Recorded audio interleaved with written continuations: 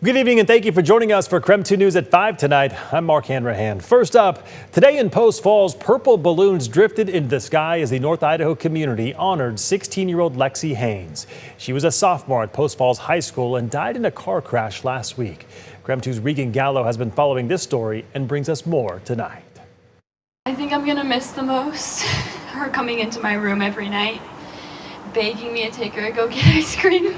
Ryan Haynes, Lexi's older sister, was one of several people who spoke of cherished memories about the bright and energetic teen. I took for granted that she was always going to walk through the door. Her smile lit up a room. She has a very special place in my heart that will never be filled. But every day is one day closer that I get to see that smiling face again. Classmates remember Lexi as an athlete who never gave up on the court. One time when she hurt her ankle and she got help off, she got carried off and then she just ran back in a few seconds later. And off the court, her mom, Sarah Haynes, tells me Lexi loved animals. She raised puppies who made an appearance at the balloon release. She also showed livestock such as lambs, horses, and pigs. Just last year, she took away champion titles at the North Idaho Fair. She would always make me laugh, anyone laugh, and she was so funny and just very sarcastic, and I just love that about her. A large crowd gathered to remember her life today in Post Falls. Release those balloons. Releasing balloons in the sky, the color purple, known to be her favorite. There weren't enough balloons for everyone, showing just how many people turned out. It just shows how many lives she touched and just how many people came together to love on Lexi. She was the light in every room. Always knew it. Always made me smile. Reporting in Post Falls, Regan Gallo, KREM 2 News. A former Spokane County Sheriff's Office sergeant accused of beating a man during a 2023 arrest says he acted in self-defense. Court documents filed today state that Hilton plans to argue he used force to protect himself during the arrest of Kevin Hinton outside a Spokane Valley park. Hilton faces assault and false swearing charges. This is the first time a Spokane County Sheriff's deputy has faced criminal charges for actions taken while on duty. Jury selection for Clay Hilton's criminal trial started this week. Opening statements are expected to start coming up on Monday. And starting July 1st, Idaho's main execution method will be by firing squad. The firing squad will be made up of volunteers who've held a peace officer certification for at least 3 years. The Idaho Department of Corrections says there'll be 3 members of the team, 2 alternate team members, and a team leader. The person being executed will be offered a mild sedative and restrained in a chair, and a target will be placed on their chest. They'll be hooked up to an EKG monitor as well. The firing squad will use .308 caliber rifles, and the team leader will load 1 live round and 3 separate magazines for each weapon.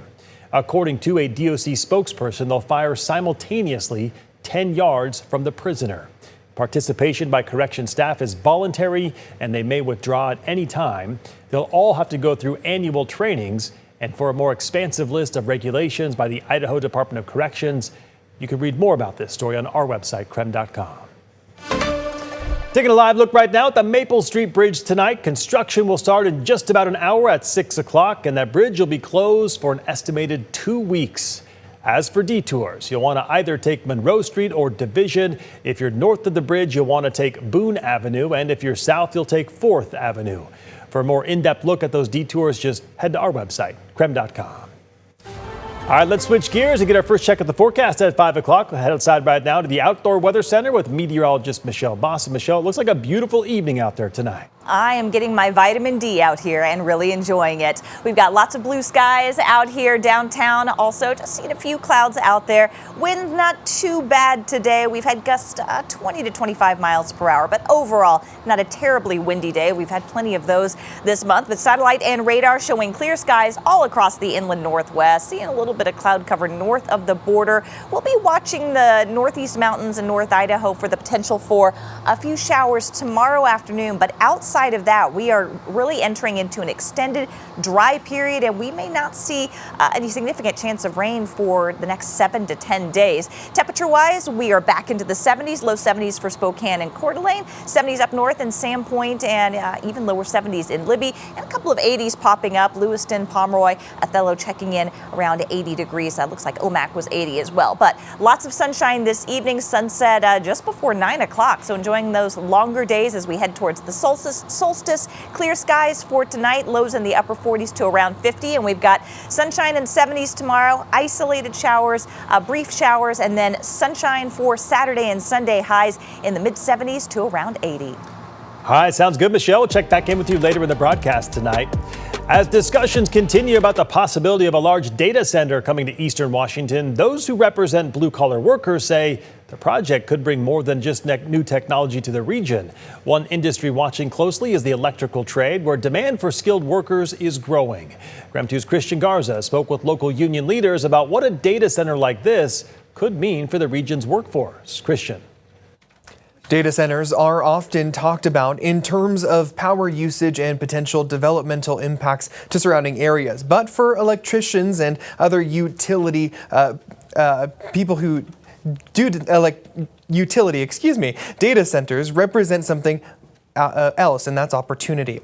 Now, I had the chance to speak with the Internal Brotherhood of Electrical Workers office here in the area, but about what a data center like this could mean for potential workers. Now, they say some positives to a project like this from a utility worker perspective is the chance to grow the amount of apprentices they are able to take on. IBEW 71 says typically they receive close to 250 to 400 applicants, but they are able to only take on between 20 and 30.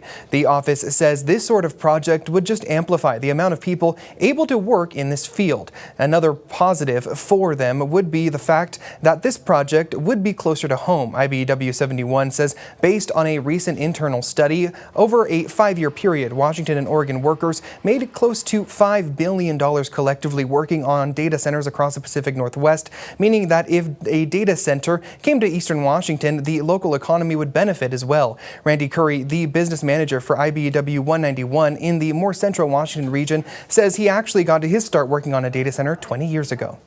I've worked on most of them until I came into the office side of the union.